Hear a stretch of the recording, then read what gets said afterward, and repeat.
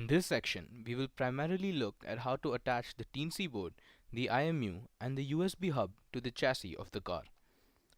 This is the Teensy board, and along with the Razer IMU, it attaches to the lower plate of the chassis. This is the lower plate of the chassis. The complete design of the chassis is available at the F110th website. This part of the chassis is for the cabling. The center is for the USB hub, and the front is for the energizer and the sensors.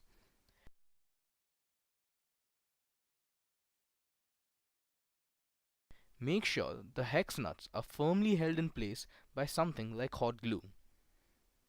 We will now attach the IMU to the chassis.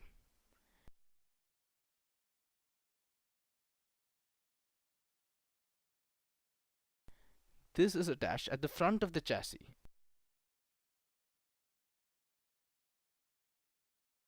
and uses 4 M3 screws and hex studs.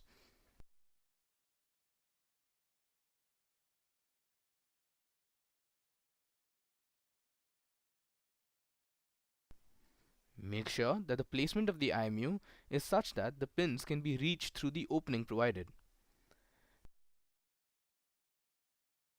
The tilt of the IMU can be controlled by adjusting how tight the hex studs are. We will now move on to the Teensy. The Teensy board is attached under the IMU on the other side of the plate. 2 M3 screws and hex studs are used to attach the board.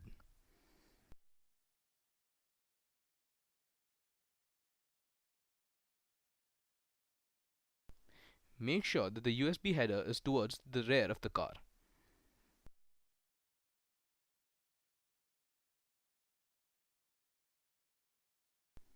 Now that the IMU and Teensy are attached to the plate, we move on to attaching the plate itself to the Traxxas base.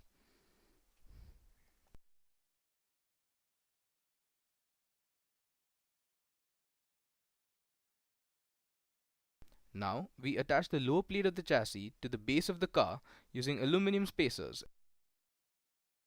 and M3 screws. We fix these screws into the mounting holes provided in the Traxxas car.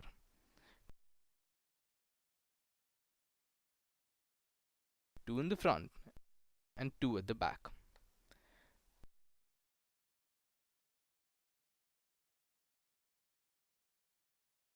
Once the lower plate is securely attached, we move on to the USB hub and the associated wiring. This is the Amazon USB hub, and we'll be placing it in the space provided. The vertical shafts are for wrapping the wiring.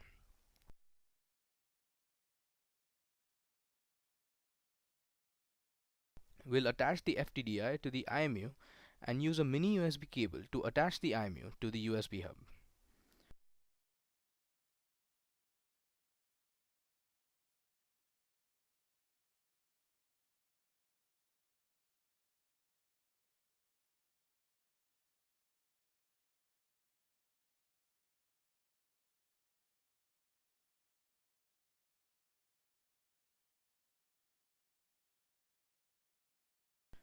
We pull in the cable from under the plate and wrap the cable around the vertical shafts to the appropriate length and insert the USB cable into the hub.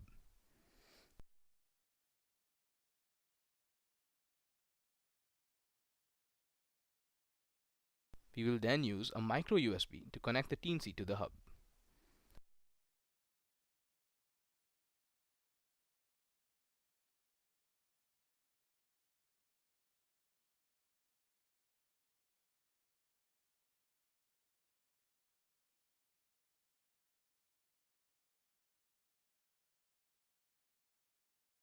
Zip ties can be used to keep the wiring in check as well.